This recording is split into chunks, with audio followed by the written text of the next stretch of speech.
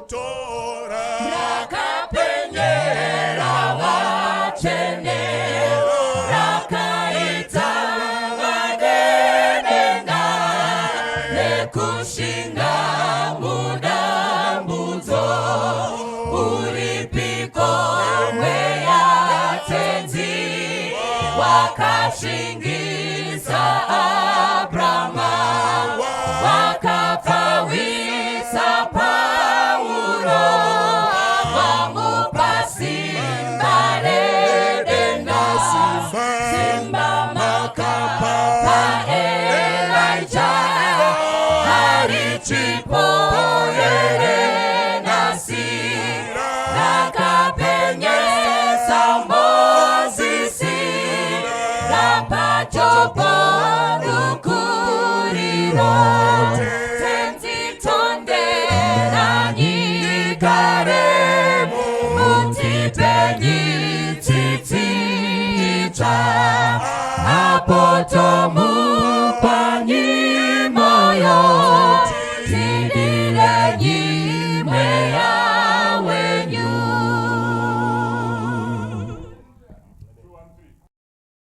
Ndinomukwazisai zvakare muzita raKristu Jesu. Musoro wedu wenyaya wanhasi unoti arise and proceed. Simuka uende mberi. Tiri kudzidza pamusoro pemurume anonzi Elijah. Ende dingindira guru ratinowana kubva kwaari nderekuti revival inotanga with an individual, munhu one anoinda pamabvi pake achinamata kuna Mwari wokudenga, achikumbira chipiwa chomweya mutsvene kuti chishandure upenyu hwake huitirane nezvinodiwa neshoko raMwari. Kana munhu iye atanga kunamata, revival ikabva kuna Mwari, azadzwa namweya mutsvene, inobva yapfachukira revival kupinda munhuri, yogopfachukira kuinda kukereke, yobva kwese yotenderedza pasi rose tenderere. Ungagopa sei kunyika chinhu chausina? How can you bring revival if you are not revived? You can't give what you don't have. Saka chidzidzo ichi ndo chikuru chatinowana kubva pamurume anonzi Elijah. Tiverenge nhasi pana 1 Kings chapter 17 pavhesi ya 7. Inoti pano, zvino nguva yakati yapfuura, rukova rukapwa, nokuti mvura yakanga isinganayi panyika. Elijah wakanga ari parukova rweKeriti. Rukova urwu rwaiva mujinga the Jordan River. And akaenda parukova urwu akomandwa naMwari kuti ainde ipapo. Kobva atoudzwa pachena zvakare kuti achamwa mvura yeparukova, uye zvakare makunguo aizomufidha mangwanani oga oga nebreakfast, uye zvakare manheru oga oga nesapa. But panapa zviri kunzi ari ipapo upenyu uchimufambira zvakanaka, achiwana chikafu chake mangwanani nechikafu chake manheru. Zvinonzi nguva yakasvika yekuti rukova rwakasvika pakupwa. So Elijah is now going through a dry brook experience. And the rukova urwu haruna kupwa suddenly and unexpectedly. Shoko raMwari rinoti after a while, kureva kuti mukupera kwenguva yakati rebei rukova rwakasvika pakupwa, kureva kuti rwaipwa gradually, bit by bit. Pamwe Elijah waimwa maglass 8 emvura pazuva, but achiona mvura ichiramba ichidzikira murukova, he had to cut back to 6 akatanga kuita some water rationing, but hazvina kubetsera. The level of water yakaramba ichiinda pasi. So maybe he went back to 4 glasses a day and then 2 glasses a day until he was taking 1 glass a day. Then he had to take half a glass a day, because half a loaf is better than nothing, until he had to take a quarter of a glass of water a day. Kobva pasvika palevel yekuti rukova kana kuti chitubu chakasvika pakupwa. And now Elijah is going through a dry brook experience. And it was a gradual process.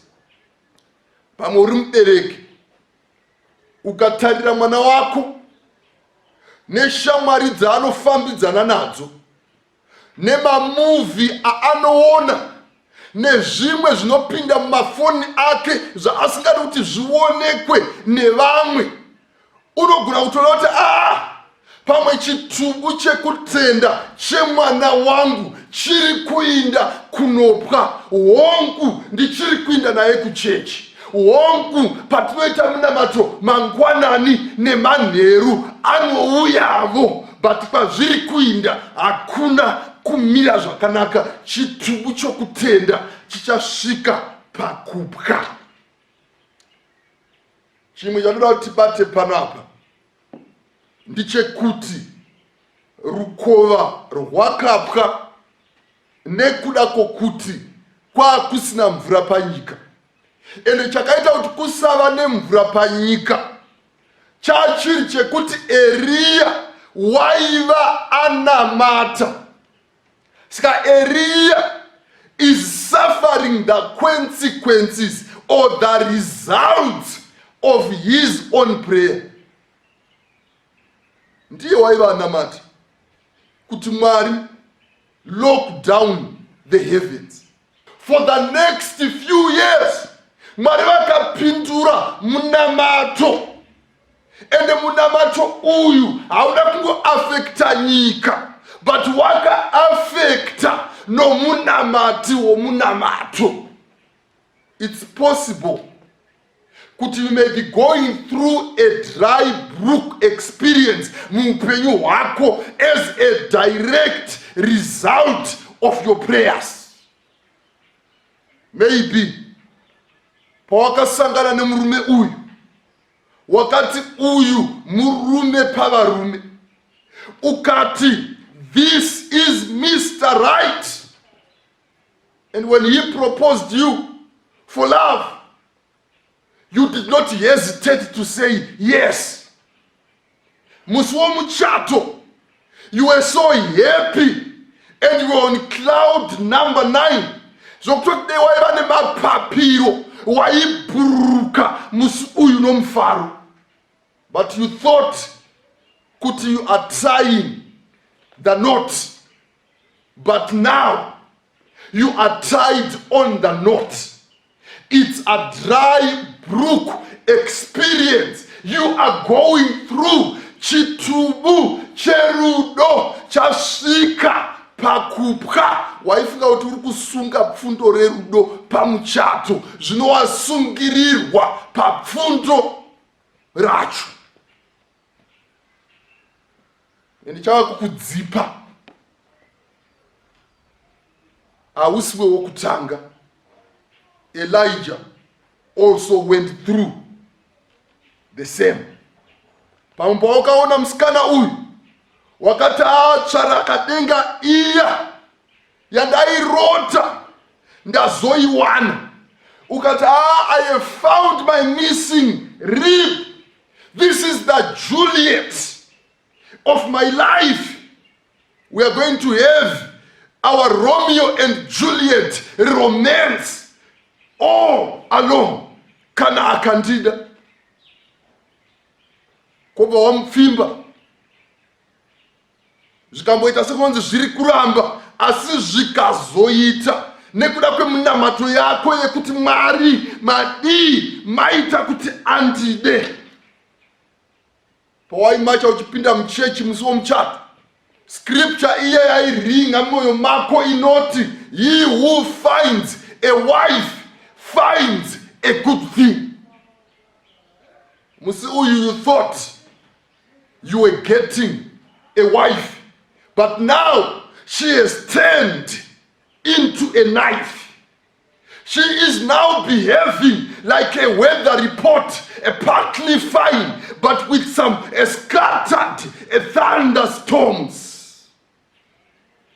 So your wedlock has now turned into a deadlock. What you thought was a real deal has become a raw deal. It's a dry brook experience. Even Elijah, the man of God, went through the same experience. Pamwaifamba, uchifamba uri mutanio, rakashiba, zvekutoti rima racho unogona kuribata neruoko, rima riya rekuti unogona kurova nechibhakera, ruoko rwako rwochoka.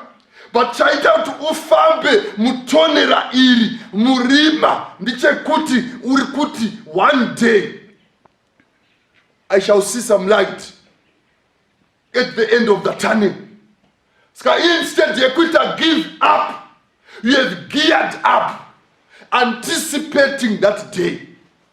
Then as you kept on walking, uchifamba muzarima iroro, suddenly wakaona chiedza, you saw some light, moyo wako ukanyevenuka, then a smile started building on your face. Ukat, now I have found some light at the end of the tunnel, and you were so happy. But warapo wakatarisisa, ukaona chiedza chia chichita sechinofamba, ukatarisisa futi, ukaona kuti zvomene chiri kufamba, and watarisisa ukahwisisa kuti chiedza oncoming a train. Kubva watanga kunetseka, ukatanga kuchiona zvakare rimwe gomba reguva rako musure mechiedza. It's a dry, a brook experience. Wakati wapedza chikoro, mapepa ako unawo, zvese unazvo, asi chashayikwa ibasa. Ukaenda pamabvi, ukanamata kuti Jehovha ndirangarirei, Jehovha ndionei.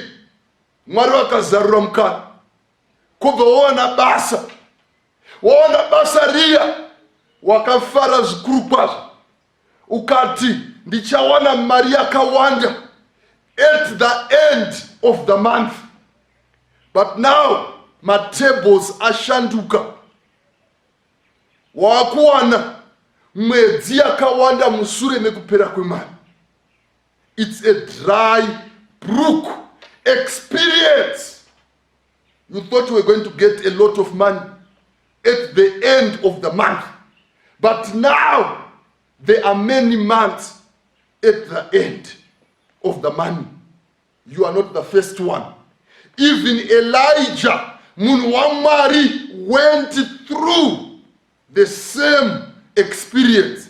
Pamwe wakafanana nomukadzi uya watinoverenga mushoko raMwari, aiva the issue of blood for 12 solid years, and anga spent all your money on doctors, my specialists, but she did not get well, but even grew worse.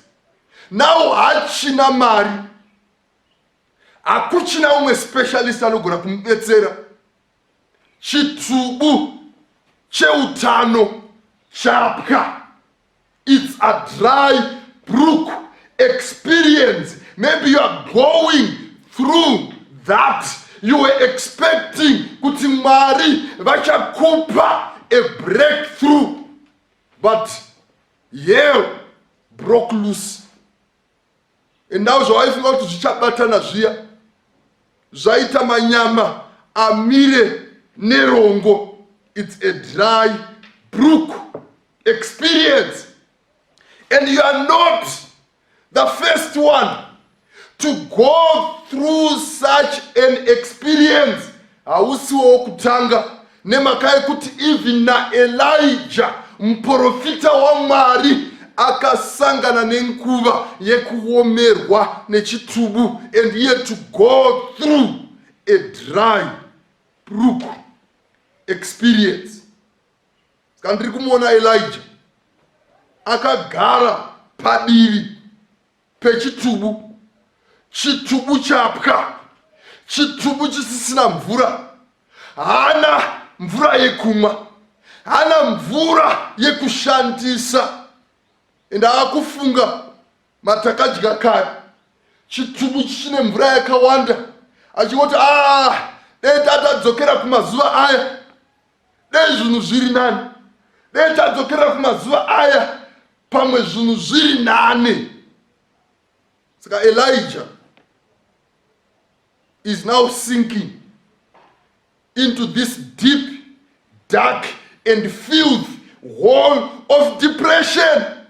Ari kuzvidya moyo, pamwe BP yake yanga yakwira, pamwe wanga atotanga ma-ulcers nekuda kwokunetseka kuti nemhaka yeipamwe ndakanamata. Dai ndisina kunamata munamata kuti Mwari shut down the heavens, dai ndine mvura yekumwa, dai ndine chekubata. But ari in that situation of need, zvinonzi pavhesi ya8 na 9, zvino shoko raJehovha rakasvika kwaari richiti, simuka uende Zarephath panyika yeSidhoni ugarepo. Tarira, ndataurira chirikadzi igerepo kuti ikupe zvokudya. Pamwe wakagara on a situation yakaoma yekuti uri kunetsekana, uri kushungurudzika, pilo yako inomuka yakazara namasodzi, uri kuchema, uri kurwadziwa. Mwari vari kuti kwauri nhasi, arise and proceed. Usadzuvaira uchitenderera pachitubu chapwa, kana chapwa kana Mwari vachinge vaisa full stop. Don't try to put a comma. The past is past. History is history. Look forward to something better. That's why Mwari vacho ane shoko pauri rekuti arise and proceed. The same situation happened na Samuel. Kana pana 1 Samuel chapter 15 mukaverenga pa verse ya 35, zvinonzi Samuel akasazouyazve kuona Sauro kusvikira pazuva rokufa kwake. Asi Samuel wakachema Sauro naJehovha akazvidemba, nokuti wakanga aita Sauro mambo waIsraeri. Sauro paakaitwa mambo waIsraeri wakanga achiri wechidiki, waiva asina experience. Saka Samuel aifanira kuva menda wake, Samuel waifanira kuva kansela wake. But nekufamba kwenguva Samuel akasvika panguva yataverenga iye kuti wakatanga kuchema nekunetsekana, anzwa Mwari vati nguva yangu naSauro yakwana, handichadi kuti aite mambo waIsraeri. Saka Samuel zvakamunetsa nezvekuti pamwe handina kumukansela enough, pamwe handina kuva a good mentor. Dai ndakaramba ndichinda kwaari maybe more times, he could have been a good king waIsraeri. Saka Samuel akatanga kuchema achinetseka, achizvidya mwoyo nekuda kwokuti Mwari vaiva varamba Sauro kusvikira Mwari vatodemba vachiti nemhaka yendakatendera kuti Sauro aite mambo waIsraeri. Kasamueri ari musituation iyoyo akagara pachitubu chaiva chapwa achinetseka, pamwe atova nemaulcers, pamwe BP yashuta, ane hypertension. Mwari vanouya kwaari pachapter 16 yaFirst Samuel iyeye pavhesi ya1. Shoko raMwari rinoti, zvino Jehovha vakati kuna Samueri, uchachema Sauro kusvikira riniko zvandakamuramba ini kuti arege kuva mambo waIsraeri? Zadza gona mombe rako nemafuta, uende ndikutume kuna Jese muBheterehemu, nokuti ndakazvitsvakira mambo pakati pevana vake.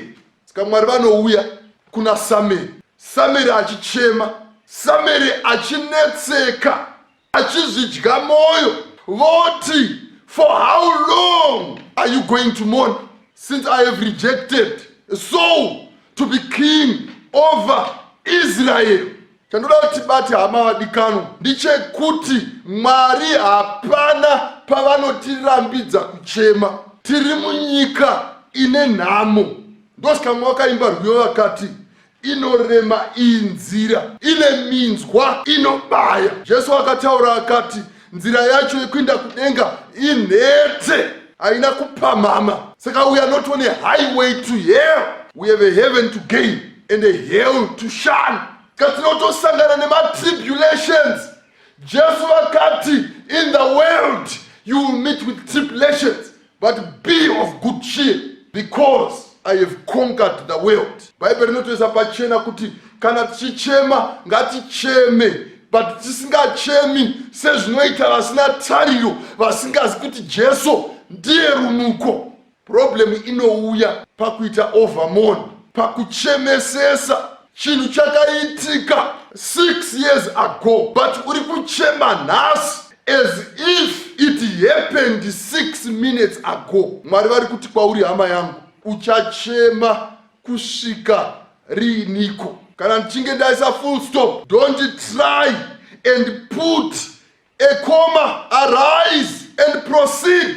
Simuka uende mberi. Pamwe uri kuti ndakakurumidza kuresponda, ndakaenda kumusha pandakanzwa kuti mai varwara, ndikaenda ipapo ndakandovatora ndikavaisa muchipatara, dei vasina kuguma vakafa. Saka wotonetseka uchiti dei ndaka, pamwe dei ndisina kuroorwa nemurume uyu, pamwe dei ndisina kupinda mukosi yekuita basa iri yandiisa parumana nzombe.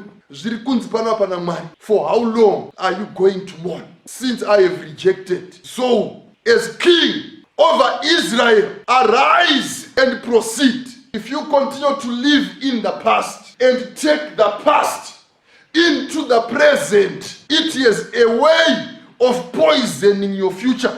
Let go of the past. Arise and proceed. Let go and let God. Surrender situation yako mukati memaoko aMwari. Samueri akaramba akagara achichema kuti pamwe handina kuita zvose zvataikwanisa kuita kuti Saul arambe ari mambo. Akaramba achingochema, achidzungaira, achitenderera pamba pake, dei asina kuwana opportunity yekunozodza kana kuanoinda David to become the next king of Israel. Chinobuda panapa ndechekuti, if plan A fails, God has plan B, and even plan C and D and E and F. Pano mwakanyura akati, God has 1,000 ways. Ska plan A, B, C, D, E, F may fail, but he still has plan Z. Mwari hazarirwi nerwizi. Mwari hapana chinomukunda. anogona zvose. Kana uchinge wascrambla zai, unoda kunetsekere nekuzama kuseparata the yellow from the white. You cannot unscramble a scrambled egg. Mwari vari kuti leave the situation in my hands, arise and proceed. I have a better future for you. Let go and let God. Kamkacherechedza pano kadzokera kunyaya yedu yaEria. Mwari vanobva vati kwaari, arise and go to Zarephath. I have appointed a widow lady there to take care of you. So when one brook dried up at Kerith, God opened another at Zarephath. Mwari wedu haatenderi kuti avhare rimwe dhoo asingavhuri rimwe dhoo rakatokura riri nani kupfuura riya rekutanga. God will not allow a door to close without opening a bigger and a better door for you. Kamwari vari kuti pauri hama yangu, I can turn your disappointments into reappointments. I can turn your obstacles into opportunities. I can turn your stumbling blocks into stepping stones. Matombo auri kukandirwa nomuvengi diabrosi, ndinogona kumatora ndomaita turn into milestones.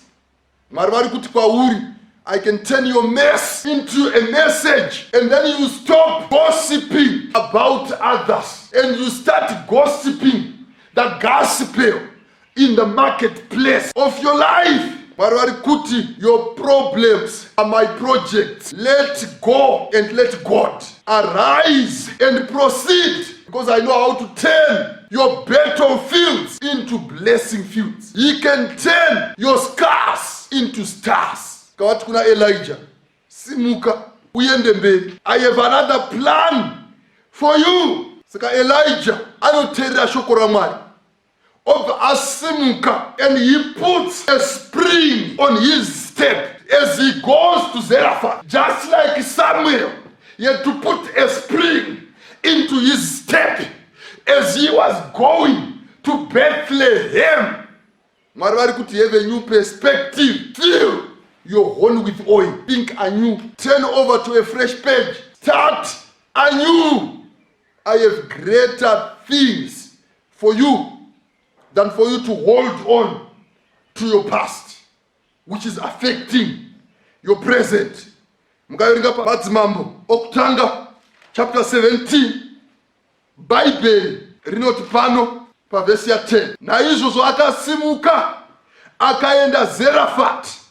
Wakati asvika pasuo reguta, akaona chirikadzi yakanga igerepo ichiunganidza tutsotso.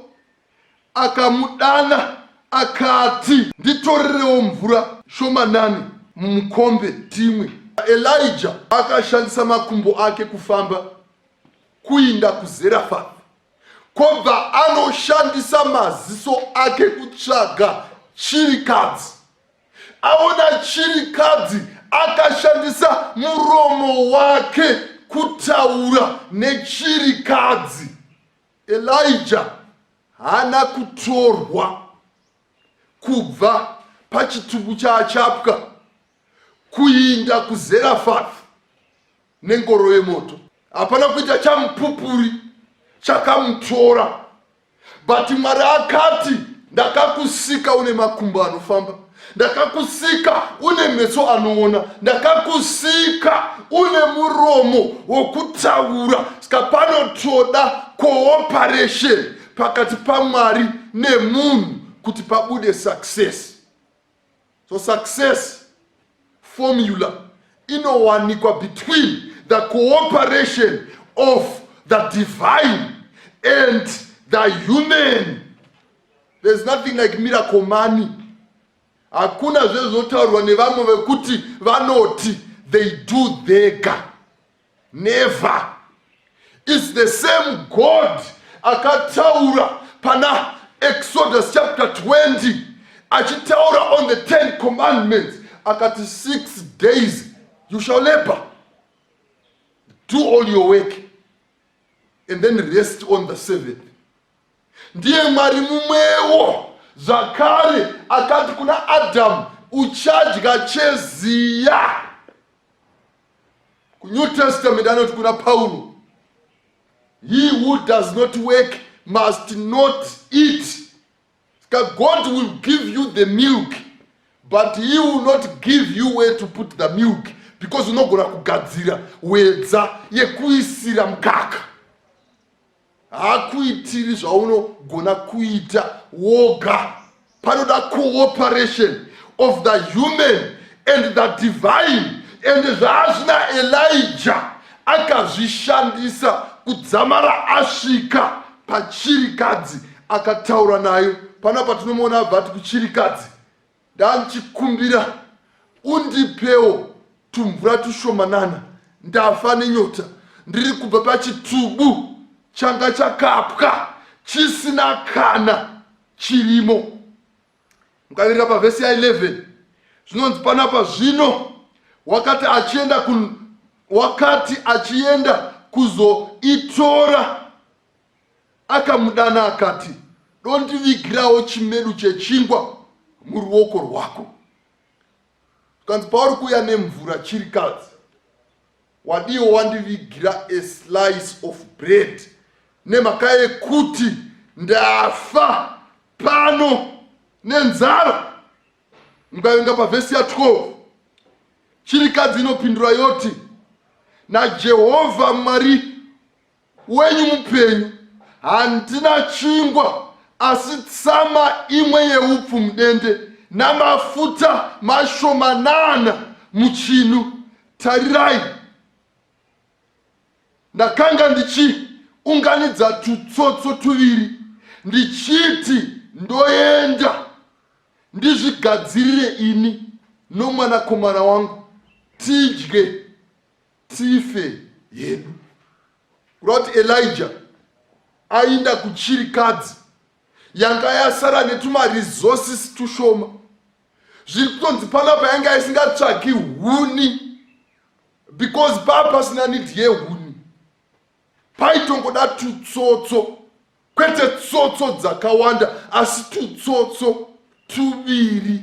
Hadzitombosi tsotso asi tutsotso, kwatva turi tushomanana, twokuti inobheka tutsamba tushoma shoma twefulawa twasara netumafuta tushoma kuti vaproduce just one loaf, kuti chirikadzi idye nemwana wayo, vobva vafa havo. Ndozvatiri kuona pano. So vakasara neresource kana maresources ekungoproducer one loaf.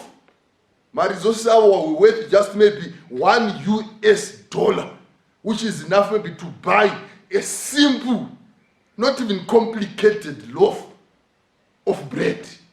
But ukaverenga pavhesi ya 13 kusvika pa16 shoko raMwari rinoti pano, ipapo Eria akati kwaari, usatya hako, enda unoita chingwa chiduku, undivigire icho, ugozviitira iwe nomwana wako pashure. Elijah anoti kuchirikadzi, fear not. Mukacherechedza muBhaibheri from Genesis down to Revelation, pane mavhesi ane phrase yekuti fear not anokwana kuita 366. Kuroti you can read one such verse from January down to December 31. Inenge chingokuti fear not, fear not. Kuroti there are enough fear not verses in the Bible for you to read each and every day of the year until the end of the year. Kova marivaisa an extra one in the case of a leap year. Kamarivari kuti fear not. Fear not.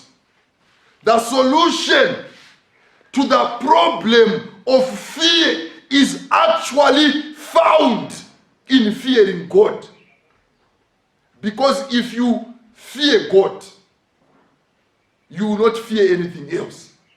But if you don't fear God, you will fear everything else. Saka solution yedambudziko rekutya inowanikwa mukutya, asi mukutya Mwari. Nekuti ukatya Mwari hauzotyi zvimwe zvose. Asi ukasatya Mwari unozotya zvimwe zvose. Pano munyora akanyora akati, safety is not the absence of danger, but it's the presence of Jesus. Mukaenda kuvakomana vatatu vechiHebheru kubhuku raDhaniel, Shadrach, Meshach naAbednego, tinoona zvichiiswa pachena zvanzi anenge asina kupfugama kuti anamate chitombi chachasetwa namambo pamapani edhura waifanira kukandwa mumoto, waipisa 7 times water. Vakomana havana kutya the command of the king, but vakatya Mwari wokudenga. Kureva kuti safety is not the absence of danger, but it's the presence of Christ. And pavakomana vatatu ava vechiHebheru, lesson yatinodzidza ndeyekuti it's better to be with God in an exceedingly hot, fiery furnace than to be with the devil in a cool, swimming pool. And munamato wevakomana vechiHebheru ava wakanga usingazi munamato weprotection from the fire, but they prayed for preservation of their faith through the fire. Pachasvika nguva sevatendi minamato yeprotection painenge isingashandi, patinofanira kunamata kuna Mwari for preservation. Panapa zvinonzi Elijah wakati kuchirikadzi, inda unobheka chingwa ichocho, but give me first, iwe usati wadya nemwanakomana wako. Zobudisa point yekuti God first. Mu New Testament kuna Matthew chapter 6 pana 33, shoko ra Mwari rinoti, seek ye first the kingdom of God and his righteousness, and all these other things shall be added unto you. Pari kunzi pano tinofanira kuisa Mwari as our priority. First things first. Zokutanga pakutanga. Kachirikadzi yakateerera ikaita sezvainga yaudzwa nemuprofita waMwari, kobva yainda kunobheka, yabheka chingwa chakaibva, kobva yanopa munhu waMwari first. So the widow gave Elijah the best, and she remained with the rest. But God then took the rest and turned it into the best of the best. Mwari vakaita a miracle.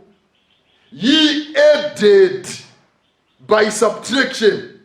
Chirikadzi payai subtractor flour kubva muflour bin nemafuta kubva muchinu maaigara, Mwari vaiedha. Idzi imeti dzedenga hatingadzinzwisisi kuti dzinofamba sei, hatingadzi explain, but dzinoshanda nemhaka yekuti God does not have to make sense, because he made sense. God does not need to be logical, nekuti ndiye akasika logic dzacho. Saka he can turn it around. Chinodiwa kwatiri is to believe in what he says. And what I see from this passage is that little is much when God is in it, and much is nothing if God is not in it. And much is exceedingly much if God is in it. Mwari wedu atikomborere. Mwari wedu atitire zvakanaka. Pano umwe munhu wakati achitaura nyaya iyi ya Elijah, kobva ati pane zvimwe zvinhu zvaMwari zvisinga explaineki. Kobva ati mombe tema inodya uswa hwegreen but yoproducer mukaka wewhite nebhata reyellow. Hapana anogona kuzvitsanangura, asi zvinoshanda, zvinoitika, zvichitoitika. Pada pandiri kutaura newe, uri kuti Mwari, I am in a dry brook. Uri kuti Mwari, can you also not say a word like you said to Elijah, arise and proceed? Ndoda kuti Mwari mutorewo maproblems angu, mumaite your projects. Ndoda kuti mundipe simba ndigosimuka, ndigoisawo a spring in my step as I go into the future which you are preparing for me. Uri kuti Mwari ndibetserei. I want to put you first and last and take you as the best of all, because ndinozoti ndikakupai my best, ndikasara the rest, imi munotora the rest, more transformer the rest into the best of the best. Kana uri munamato wako, uri pauri ipapo, ndoda kuti tinamate tose. Tinamate kuti Mwari vaite turn around your situation. Vapindire, vagoti arise and proceed. Vagoita open up another door which is bigger and better than the door rauri funga kuti ravharwa. Ngativhare uso hwedu tinamate. Mwari Baba vari kumusha kumusoro kudenga, chishuwo chedu panguva ino kuti mutaure sokutaura kwamakaita kuna Elijah, mukati arise and proceed. Takagara Mwari pazvitubu zvapwa, tichifunga matakadya kare, tichizvidya moyo, tichinetseka. Vamwe tatava kutoita madepression, vamwe tatava kutoita mablood pressure anokwira asingakontroleki. But want to hear your word, Lord, saying to us, arise and proceed. Help us, oh Lord. Shandurai ma problems edu, mumaite ma projects enu. Shandurai ivo ma scars akaiswa patiri na Satan, agoita ma stars.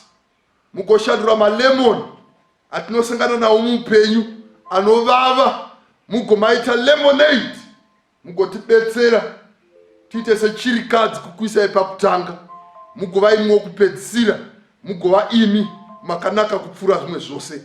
Tanamata tipota nezita raJesu Kristu. Amen.